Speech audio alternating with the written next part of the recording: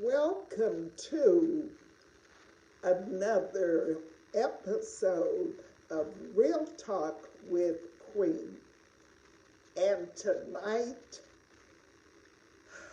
we are talking about a subject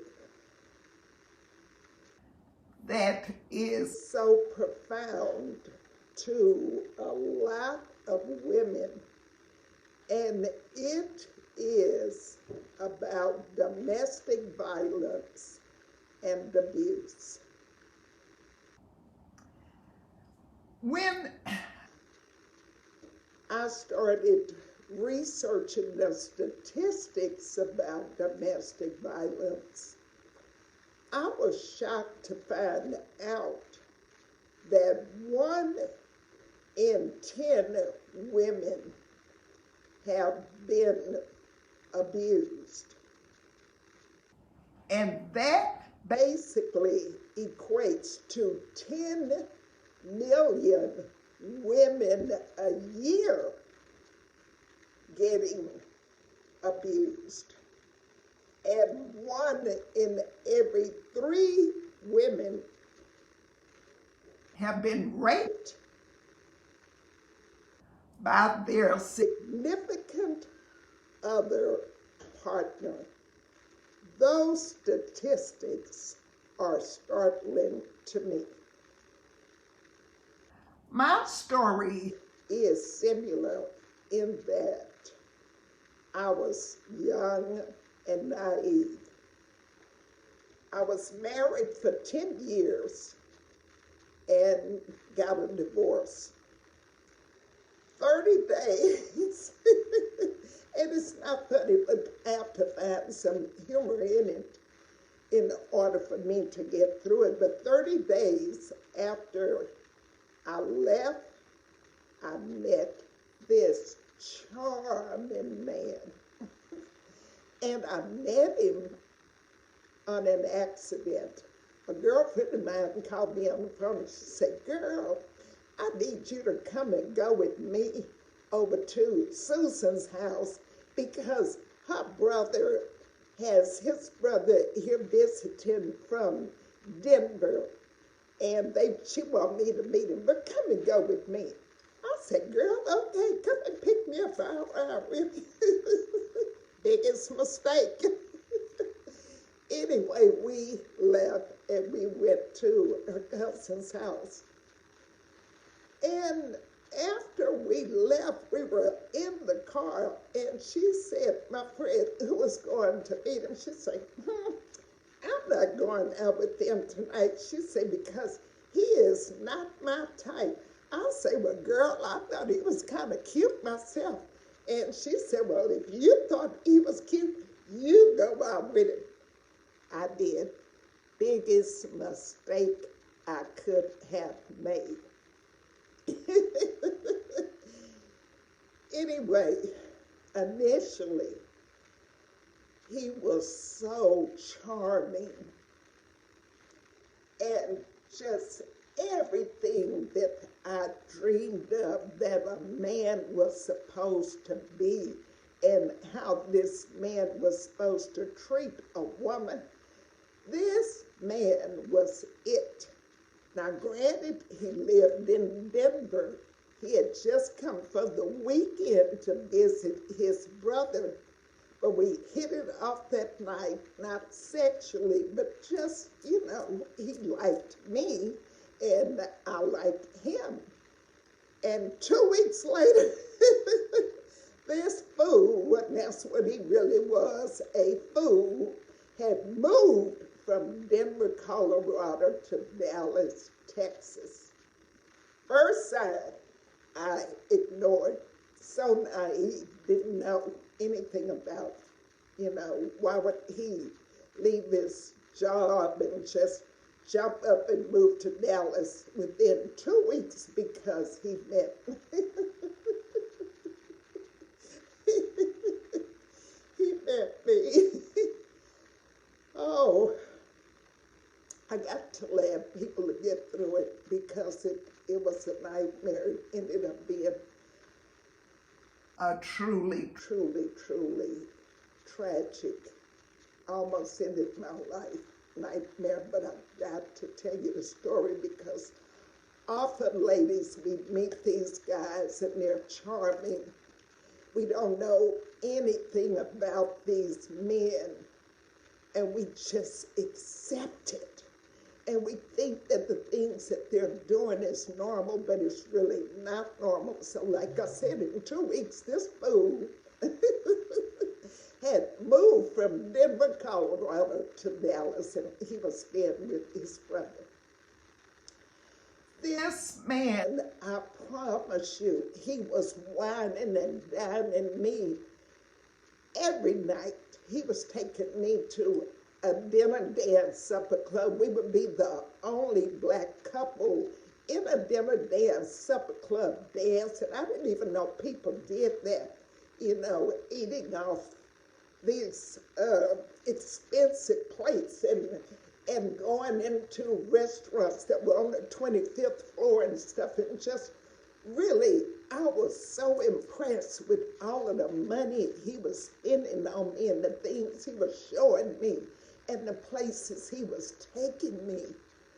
And besides that, he was just giving me money, giving me money, giving me money. And I'm telling you, this was many years ago, but I mean, all of that, $600 today ain't nothing, but $600 a week back then for somebody to be putting in your hand. I mean, I was hooked. I had never met a man like this. He was a master tailor. He dressed immaculately.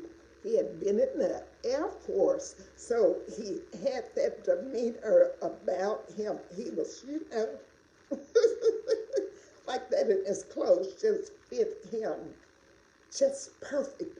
And his voice and how he talked and how he could tell people off without even batting an eye. He could tell you off. You didn't even know that the man had told you he was so, like Sade say, he was the real smooth operator. I was hooked.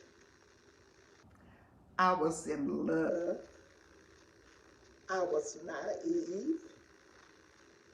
And after he moved to Dallas, the next sign that I ignored was 1 month after he moved and he got his own place. He got evicted.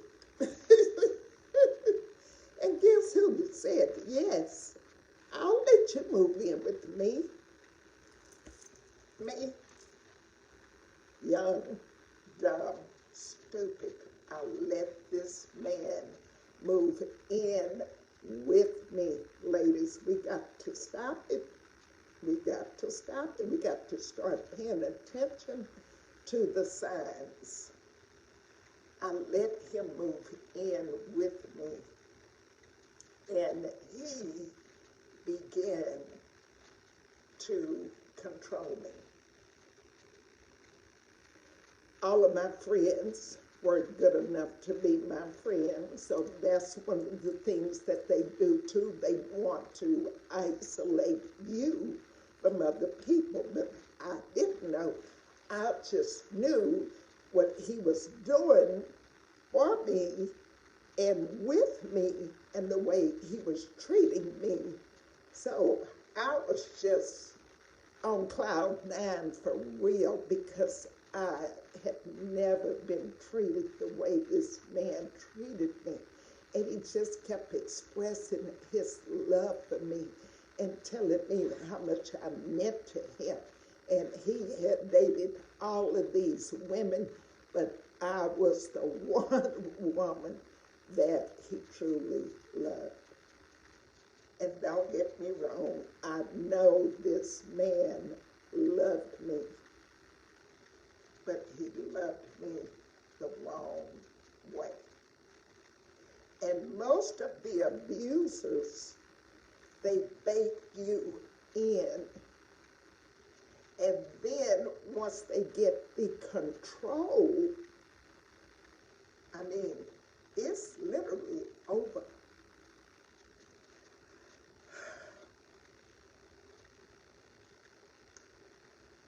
The first time he hit me,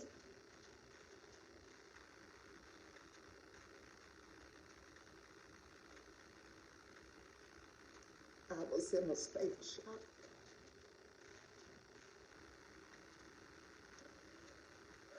And like most abusers, they promise you they are never, ever going to hit you again. First lick, get out. Leave. Don't look back. But the man hit me. And the next thing I knew, he apologized. He said he was sorry. He was also an alcoholic, so he just drank. Had me, had me drinking too, but not like he drank. I mean, he was for real an alcoholic, which I've never been around an alcoholic. But I accepted that. I thought he loved me. He bought me a gift. He apologized. He said it would never happen again. Guess what? It happened again.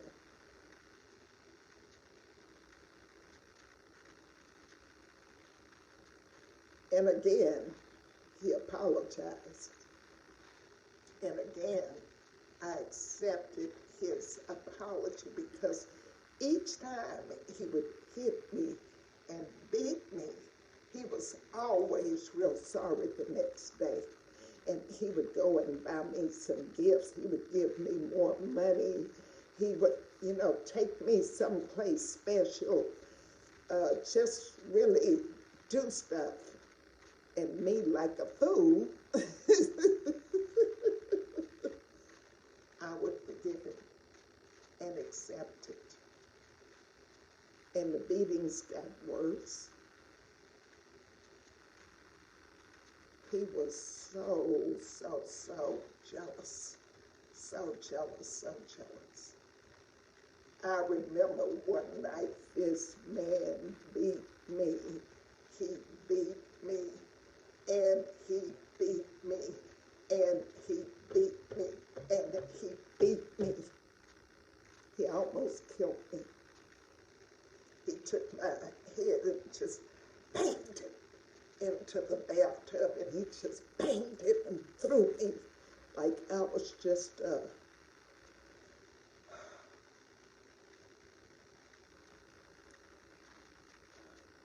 like I was a rag doll.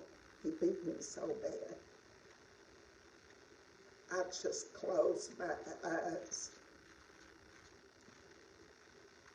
and just prayed that he would not kill me that night.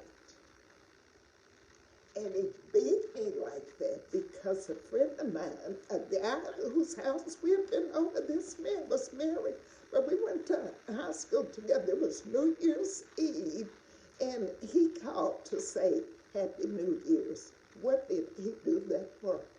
He wanted to know, what are you doing calling you? He must like you.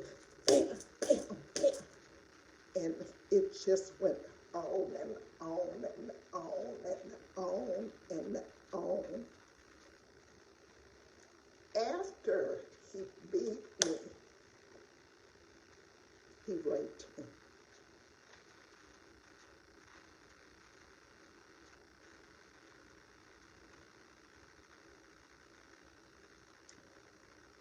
I was so scared of this man. He was like a Dr. Jekyll and whatever his name is, Hyde and Jekyll, the Jekyll and Hyde, but he had two split personalities.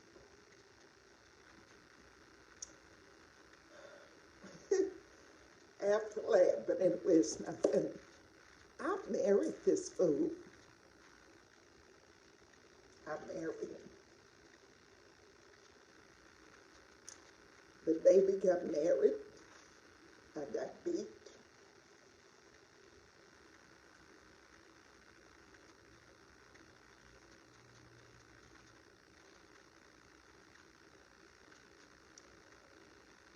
I was living in hell. Hell could not have been any worse than what I was going through with him. Like I said, he had basically run my friends off because, they weren't good enough for me. Now, we had moments of fun. Every day wasn't a beating, but at least once a week I got beat. Then when I married him, it was like, oh, she's mad now, and I can really, really, really control her. And some of you are probably thinking, why would you marry this fool after he beat you like that?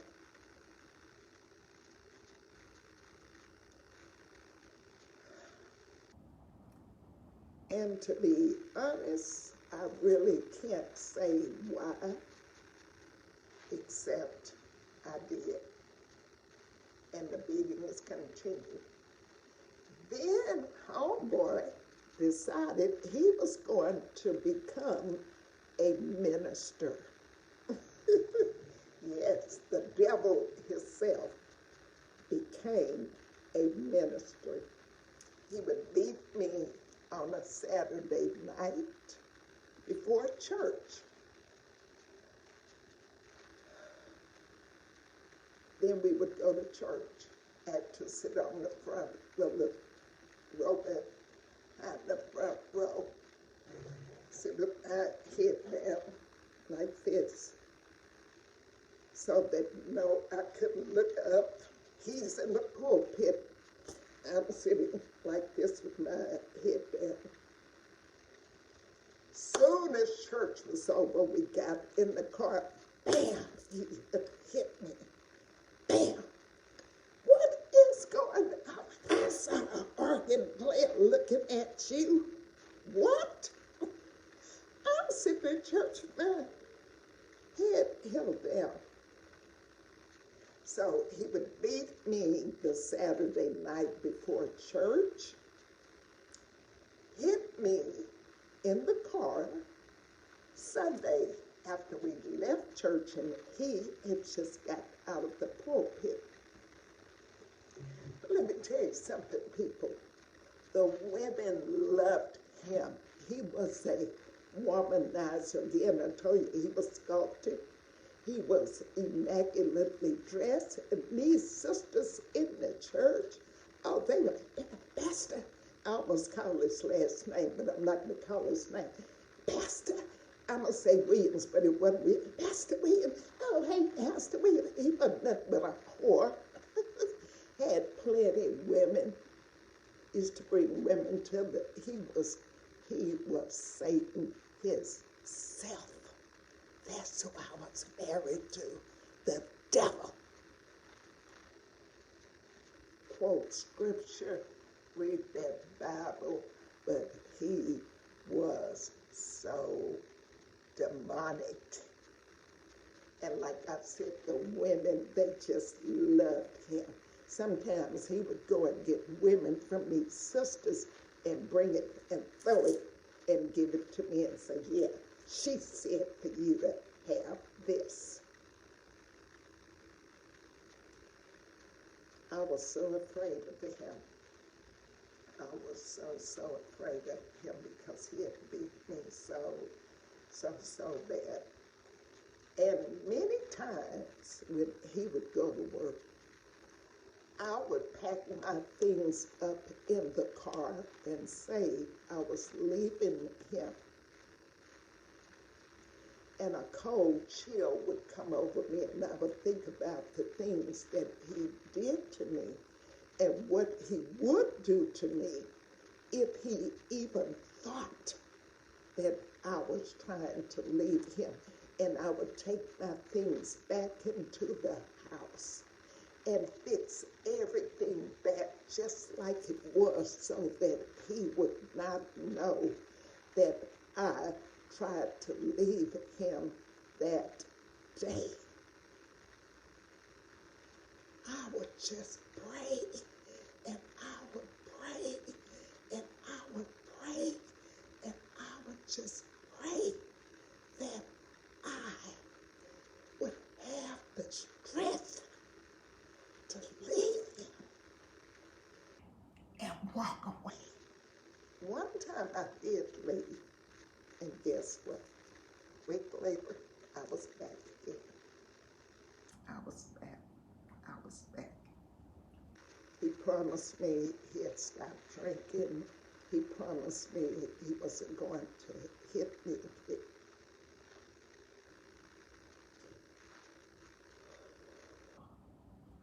promised me all of these things, and me, like a little naive fool, believed him. Ladies, when they hit you one time, they don't even have to hit you. When that verbal abuse starts, because abuse can be physical, but it can also be verbal. So when they're telling you you're dumb, you're stupid, you ain't good for nothing, nobody's going to want you, you're fat. That is abuse.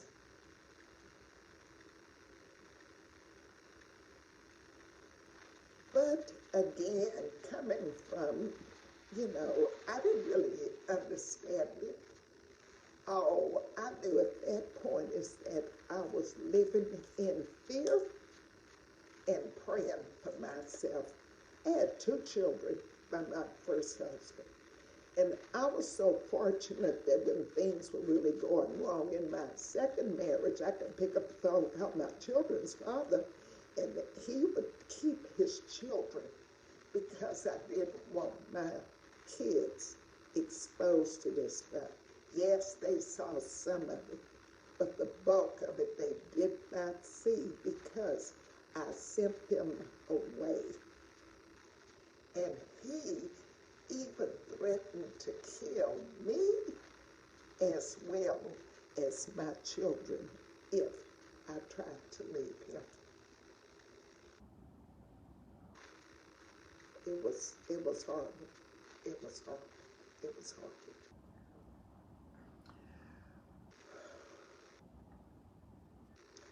Most men that are abusive are extremely controlling. They are controlling. They're jealous. A lot of them do drugs. Not all of them do drugs. A lot of these men that are abusive are extremely educated. And some of the women who get abused, it's not just the trashy women that's getting abused, because like I said, over 10 million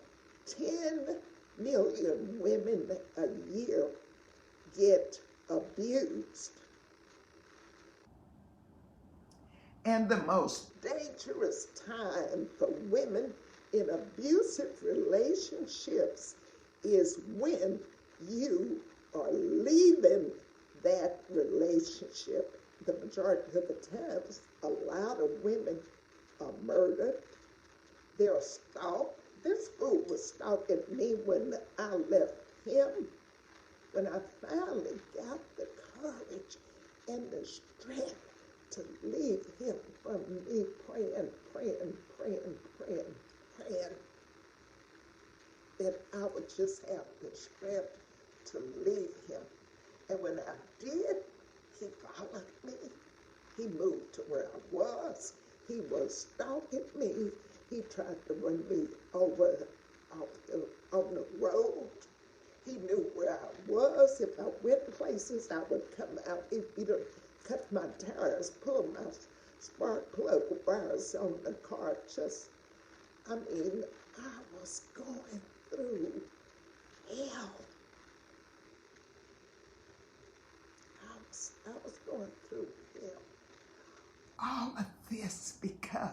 He said he loved me. And one day, I met a man, and he knew everything. I don't know if he had a private detective following me, but he knew my every move after I left him. It was scary. But one day, I met this man, and I was telling him how my husband was treating me, stalking me, and threatening me, since I left. And he said, baby, it's stopping today. He said, when he calls you today, I'm going to meet him. And he called me. I was working. And I put my friend on the phone to talk to him. And he telling me, so we'll meet at the little corner convenience store. He said, I'm going to kick you know what? Hoss. I'm going to say hoss, but you know what I'm saying. And my friend went to meet him. And he said before my ex-husband, as he was getting out of the car, walking toward him, he said he just hit him so hard, he knocked him flat. He said, and after that, he just started beating that butt, and he hit him for everything. And after that, he left me alone. He left me alone.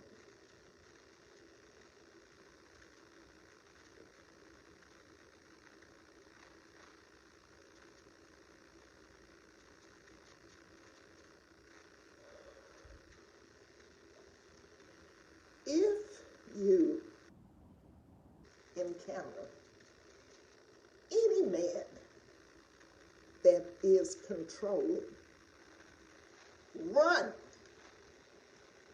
Any man that is jealous, run. Any man that hits you, run. Any man that threatens you, your children, your well-being, run. Do not entertain that. Because what you are doing, everybody is not as fortunate as me to live to tell their story. Many women have gotten murdered by their lovers, their boyfriends, their husbands. And like I said, when you are getting out of those relationships is the most dangerous time. And today, with human trafficking of women, and also all of this abuse, you just got to be smarter. Got to be smarter, and don't be so easy to get pulled in because a man buys you a gift, or they are charming, or they, look at the red flags. We see the red flags all the time, but we ignore the red flags. Some of us want to be loved so bad until we see the red flags and we accept it. We put the blinders on and we're just going to look this way when the red flag is here. The red flag is there. The red flags are all around us. Take your time. Learn to love yourself, because back then, had I loved myself, none of that would have even happened. Let somebody try it today. I'm telling you, it ain't happening. Raise this hand, baby. This would be the hand. Because I ain't putting up with it. I know my worth. I know my value. And when you don't know what you're worth, when you don't know your value, and when you just accept anything because you're just, you want that companionship, you want that love, you want that man.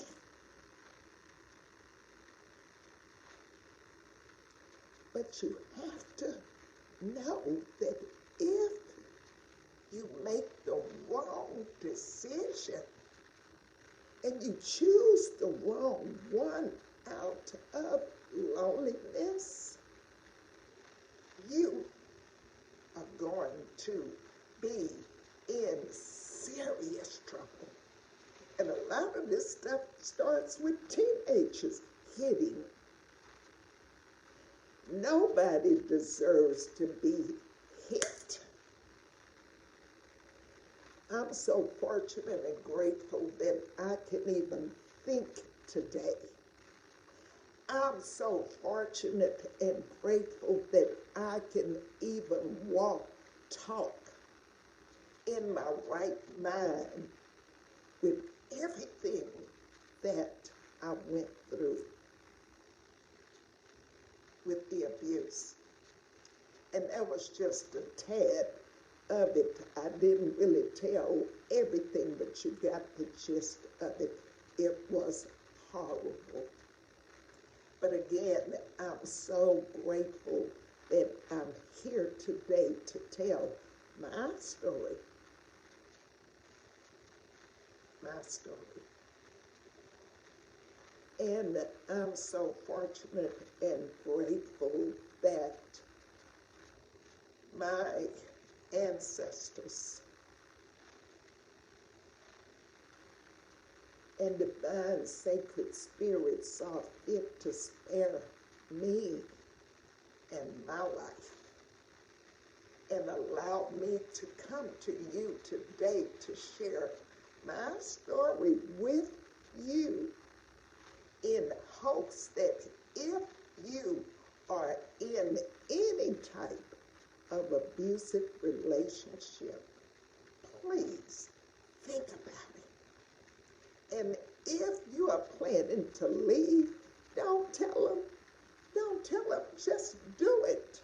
Because if you tell them, you just set yourself up to get hurt. So be safe. Be smart.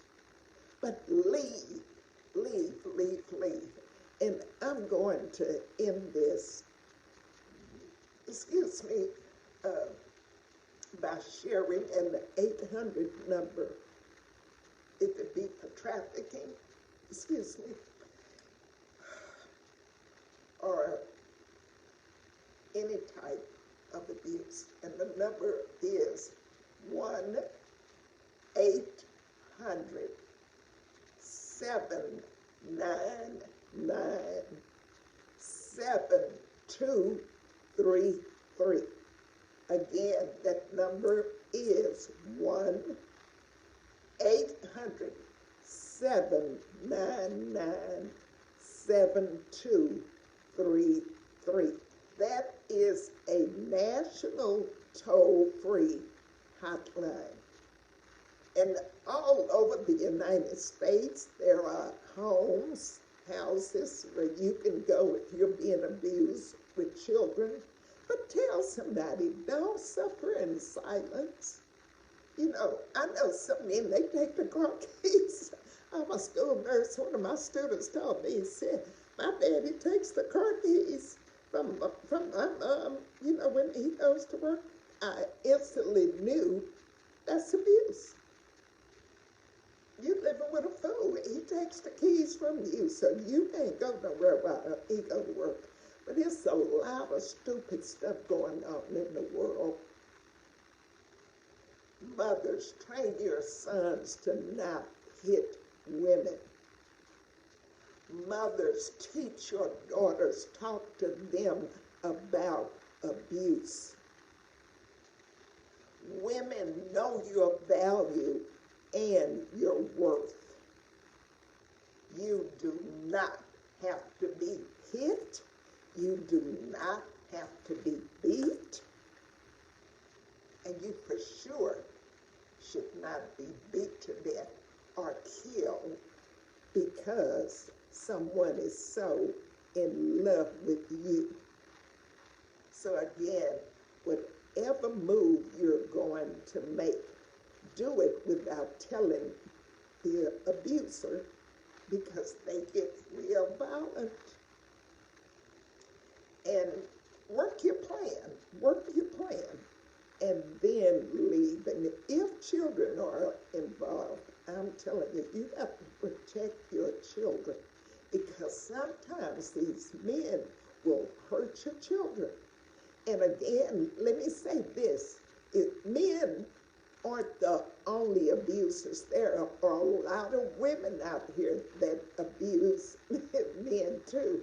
I know that for a fact because, like I said, I grew up in a home where my mother was the abuser. She beat everybody's butt, even her husband. He never hit my mom back. But in some households, you have women abusing men, so this goes for men too.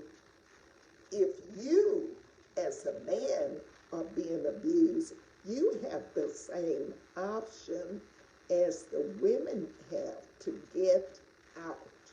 Get out while you can. Get out alive. And with that being said, I thank you all so much for joining me tonight.